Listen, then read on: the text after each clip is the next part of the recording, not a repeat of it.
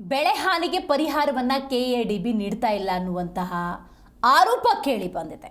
ಹೌದು, ಬೆಳೆ ಹಾನಿಗೆ ಸಂಬಂಧಪಟ್ಟಂತೆ ರೈತರು ಮಾಡ್ತಿರುವಂತಹ ಈ ಆರೋಪಕ್ಕೆ ಯಾವ ರೀತಿಯ ಉತ್ತರ ಅಧಿಕಾರಿಗಳಿಂದ ಬರುತ್ತೆ ಅನ್ನುವಂಥ ಕುತೂಹಲ ಇದೆ. ರೈತರ ಜಮೀನುಗಳಿಗೆ ಸರಿಯಾಗಿ ಪರಿಹಾರ ನೀಡಿಲ್ಲ ಕೆಐಎಡಿಬಿ. ಈ ಅಧಿಕಾರಿಗಳ ವಿರುದ್ಧ ವಿಜಯಪುರ ಜಿಲ್ಲೆಯ ಮುಳವಾಡ ಗ್ರಾಮದ ರೈತರು ಹಾಗೂ ಭೂ ಹಿತರಕ್ಷಣಾ ನಿರಾಶ್ರಿತರ ರೈತ ಸಂಘದಿಂದ ನ್ಯಾಯ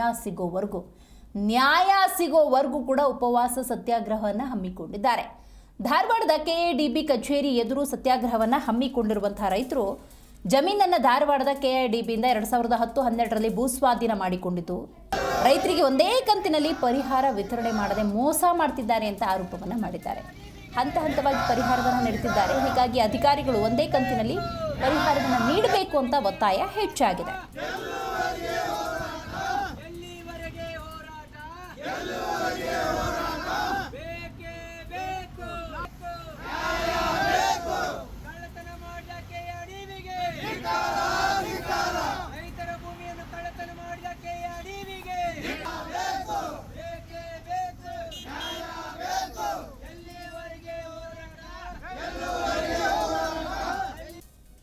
ತಗೊಂಡು 2013ರಿಂದ ಪೇಮೆಂಟ್ 2014ರಿಂದ ಪೇಮೆಂಟ್ ಕೊಡಕ್ಕೆ ಚಾಲು ಮಾಡ್ಯಾರ.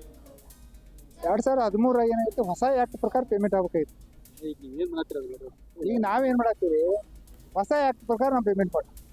ಮತ್ತು ಇವ್ರು ಏನು ಮಾಡ್ತಾರೆ, ಸತಾಯಿಸ್ತಾರೆ ರೈತರು. ಅಲ್ಲಿಂದ ಇಲ್ಲಿ ಬರ್ಬೋದು, ಅವ್ರಿಗೆ ಭಾಳ ದಿನ ಹೊತ್ತೊಂಡ್ರು ಅಲ್ಲಿ ಮುಳವಾಡ ಬಿಜಾಪುರದಿಂದ ಬರ್ಬೇಕಂತ ತ್ರಾಸತ್ತೆ.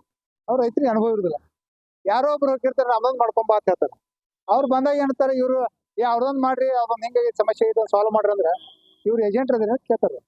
ಅಂದ್ರೆ ನೇರವಾಗಿ ಅವ್ರು ಬಂದ್ರಂದ್ರೆ ನೀವು ಏಜೆಂಟ್ ಅದ್ರಿ ಅಂತ ತಿಳ್ಕೊತಾರೆ. ಅದಾಗಬಾರ್ದು. ಯಾಕೆ ಅವ್ರು ರೈತರು ಅವ್ನು ಬಂದು ಇಲ್ಲಿ ಕೇಳೋದು ಅಲ್ಲಾರ್ಕ ಅವ್ನು ಬಂದಿರ್ತಾನೆ ಬರ್ರಿ. ಉಪವಾಸ ಸತ್ಯಾಗ್ರಹ ಮಾಡುತ್ತೆ. ಇದು ನಮ್ಮ ಆಶೆ ಎಲ್ಲ, ನಮ್ಮ ಎಲ್ಲ ಸಮಸ್ಯೆಗಳು ಸಾಲ್ವ್ ಆಗುತ್ತೆ ನಾವು ಮಾಡೋದು.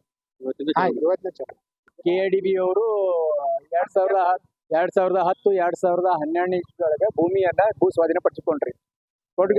ಭೂ ಸ್ವಾಧೀನ ಪಡಿಸಿಕೊಂಡಿದ್ಮೇಲೆ ಅವಾಗ ಇವರು ಭೂಮಿಯನ್ನ 2012 ಕೈ ಬಿಟ್ರಿ. 4,000 ಎಕರೆ ಚಿಲ್ಲರ ಭೂಮಿ ಸ್ವಾಧೀನ ಮಾಡಿಕೊಂಡ್ರು. ಆಮೇಲೆ ಇದಕ್ಕೂ ದೊಡ್ಡ ಪ್ರಮಾಣ ಪತ್ರ, ದೊಡ್ಡ ಇದ್ರೊಳಗ ನಾವು ಕೈಗಾರಿಕೆ ಮಾಡ್ತೀವಿ ಅಂತ ಹೇಳಿ ಭೂಮಿಯನ್ನ ರೈತರಿಂದ ಭೂಮಿಯನ್ನು ತಗೊಂಡ್ರು. ಅವಾಗ ತಗೊಂಡ್ ಕೇಸಿಂದ ಇಷ್ಟ ಪ್ರಮಾಣದ ಭೂಮಿ ಬೇಕಂತ ಹೇಳಿ ಮತ್ತೆ ಅವಾರ್ಡನ್ನ ಕೈ ಬಿಟ್ರು. ಕೈ ಬಿಟ್ಟ ಕೇಸಿಂದ ಹೊಳ್ಳಿ ಅವಾರ್ಡ್ ಮಾಡ್ಲಾರ್ದ ಭೂಮಿಯನ್ನ ಬರ್ಕೆ ಖಾಲಿ 200 ರೂಪಾಯಿ ತಗೊಂಡು 200 ರೂಪಾಯಿ ಬಾಂಡ್ ತಗೊಂಡು ರೈತರಿಗೆ ಪರಿಹಾರ ವಿತರಿಸಾಕತ್ರು. ಇಲ್ಲಿವರೆಗೂ ವಿತರಿಸ್ತಾ ಬಂದಾರ.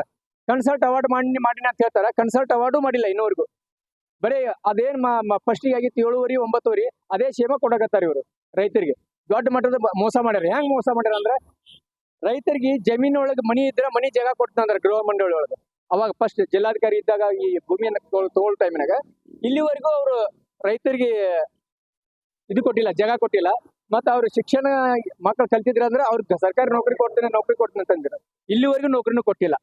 ಅದಕ್ಕೆ ನಮ್ಗೆ ಈ ಹಂತವಾಗಿ ಪೇಮೆಂಟ್ ಮಾಡ್ಯಾರ. ಒಂದೇ ಟೈಮ್ನಾಗ ಸೆಟಲ್ಮೆಂಟ್ ಮಾಡಿಲ್ಲ. ಇನ್ಸ್ಟಾಲ್ಮೆಂಟ್ ದುಡ್ಡು ಕೊಟ್ಟಾಕತ್ತಾರ ನಮ್ಗೆ.